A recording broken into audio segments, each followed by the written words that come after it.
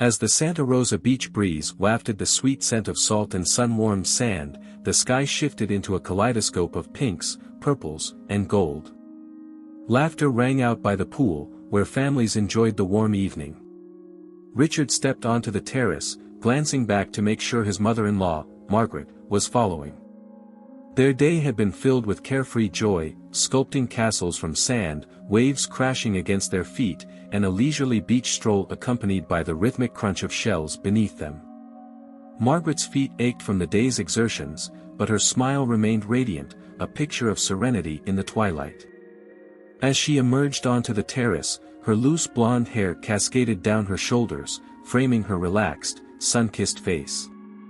Their gazes met, and her warm smile beckoned a moment of conversation. "Here we are," she said softly, her voice tinged with exhaustion but satisfaction. "A perfect ending to a perfect day." Richard gestured toward the cushioned chair beside him. "Take a load off. Your feet deserve a break after all that walking." Margaret laughed, a sound filled with both amusement and disbelief. "I guess I'm too old for those long beach walks." "Nonsense," Richard replied, grinning. "You did great. Honestly, no one would have guessed you weren't a marathoner with the way you kept up." As she settled into the chair, slipping off her sandals with a contented sigh, Richard knelt beside her. "My hands are known for being pretty good with sore muscles. Let me help." Margaret's eyebrow arched, her playful smile never fading. "A foot massage from my son-in-law? You might regret offering that." Richard chuckled, undeterred. "I think I can handle it." Gently, her toes touched his hands, and Richard began kneading the tension from her feet with expert care.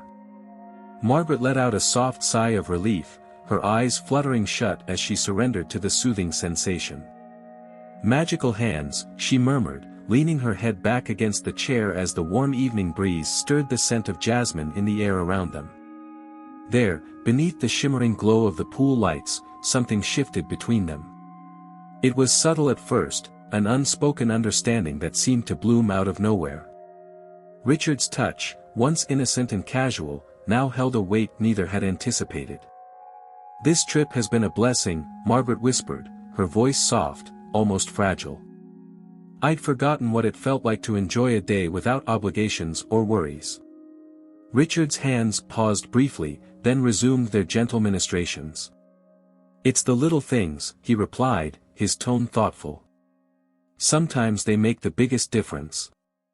Margaret opened her eyes and gazed at him.